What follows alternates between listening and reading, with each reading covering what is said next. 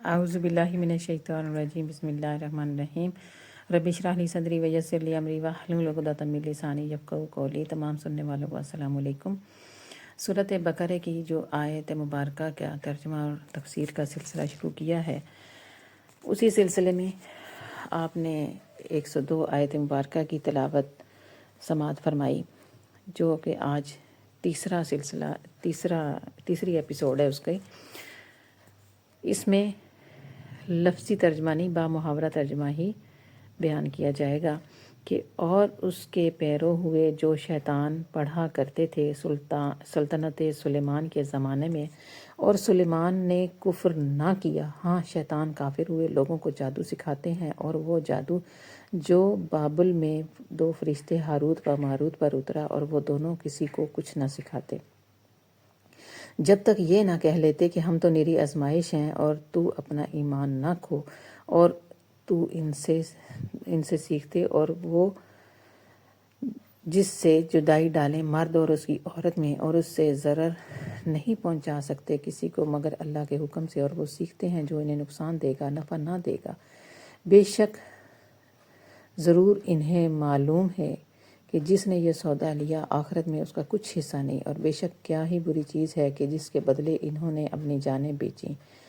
کسی طرح انہیں علم ہوتا۔ یہ آیت مبارکہ پوری طرح سے بنی اسرائیل کی تاریخ جو ہے اس کو بیان کر رہی ہے کہ انہوں نے شروع سے اللہ تبارک و تعالیٰ کی نافرمانیاں ہی کی ہیں۔ پہلے انہوں نے یہ ساری باتیں پھیلا دیں جو ساری ان کی کتابیں تھیں، اور شیاطین کی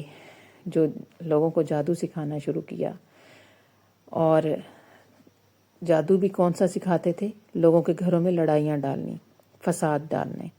میاں بیوی کی جدائی والے۔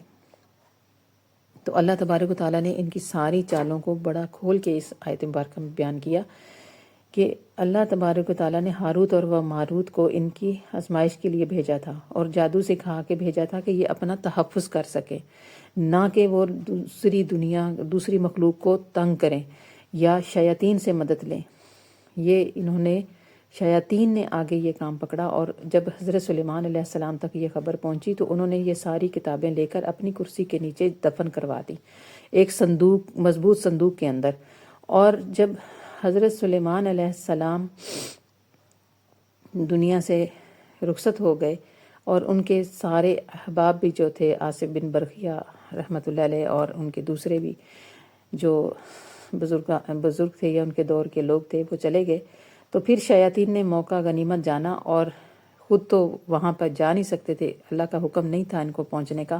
تو انہوں نے انسانوں کے ذریعے وہ کتابیں نکلوائیں، اور شیاطین نے، اور دوبارہ سے لوگوں کو اس طرف لگا دیا کہ وہ یہ جادو سیکھیں، کہ یہی تو علم تھا جس سے سلیمان علیہ السلام حکومت کرتا رہا ہے، یہی تو علم تھا، یہی تو خزانہ تھا، اسی کی وجہ سے یہ سب کچھ ہو رہا ہے۔ تو اللہ تبارک و تعالیٰ فرماتے ہیں کہ نہیں، ایسا نہیں ہے۔ جب نبی کریم صلی اللہ تعالیٰ علیہ وآلہ وسلم نے مدینہ پاک میں انبیاء کرام کا ذکر کیا، اور اس کے اندر سلیمان علیہ السلام کا بھی ذکر کیا، تو یہ فوراً یہودی جو ہیں یہ اپنی وہ اٹھا کر کتابیں لے آئے کہ یہ دیکھیں کہ یہ تو نعوذ باللہ استغفر اللہ، کہ ان کا تو ایمان ہی نہیں تھا۔ تو وہاں پر اللہ تبارک و تعالیٰ نے پھر یہ ان کے رد کے لیے، ان کی بارات کے لیے یہ فرمایا تھا کہ وما کفر سلیمان علیہ السلام کا کفر سے انہوں نے کیا ہی نہیں، ان کا کفر سے کیا کام ہے۔ اور یہ صرف ان کی شیطانیت ہے، وہ ساری ان کی جو شیطانی کام تھے وہ بتائے، اور کہا کہ یہ جو مرضی کر لیں یہ نقصان نہیں پہنچا سکتے کسی کو بھی، یہاں تک کہ جب کہ الا باذن اللہ، کہ اللہ کا حکم نہ ہو، اس کے حکم کے بغیر نہیں سکھا سکتے۔ اب انہوں نے جو اس طرح سے لوگوں کے گھروں کے گھر تباہ کیے، طلاق ہو جاتی تھی، اور جہاں گھر تباہ ہو جائے وہاں نہ عبادت رہتی ہے، نہ چین رہتا ہے، کچھ بھی نہیں رہتا۔ تو فرق تو کہاں پہ آ کے ہوا؟ ان کی سوچ کا فرق ہوا۔ اب انسانی سوچ کا ہی فرق ہوتا ہے کہ طاقت کا کوئی صحیح استعمال کرتا ہے، کوئی غلط استعمال کرتا ہے۔ تو یہ ایک طاقت تھی، تو جو اس کا اپنا ان کی سوچ اور ٹیڑھے پن پر دلالت کرتا ہے کہ اب یہ اللہ تبارک و تعالیٰ نے یا ساتھ یہ بھی بتا دیا یہ الفاظ کہہ کے کہ اللہ باذن اللہ کہ خالق حقیقی بھی میں ہی ہوں، مؤثر حقیقی بھی میں ہی ہوں، کہ جب تک میرا حکم نہیں ہوگا تو یہ سب کچھ نہیں ہو سکے گا، کچھ بھی نہیں ہو سکے گا، یہاں تک کہ اگر ایک چھری لے کر تم کاٹنا چاہو گے تو وہ بھی نہیں کاٹے گی، وہ بھی جب تک اللہ کا حکم نہیں ہوگا۔ سامنے حضرت ابراہیم علیہ السلام نے جب ان کو حکم ہوا تو انہوں نے اپنے بیٹے کو چھری کے نیچے رکھا، تو کہاں جب تک اللہ تبارک و تعالیٰ کا حکم نہیں تھا وہ چھری کے نیچے پڑے تھے، چھری بھی تیز تھی، سب کچھ تھا، مینڈا کٹا ہے وہ نہیں کٹے، تو یہ اللہ کے حکم کے بغیر چھری نہیں چل سکتی۔ پوری دنیا کو آگ لگا دی جائے، آگ کو جب تک حکم نہیں ہوگا وہ جلا نہیں سکے گی، نقصان نہیں پہنچا سکے گی، یہ رب تعالیٰ کا حکم ہے۔ اور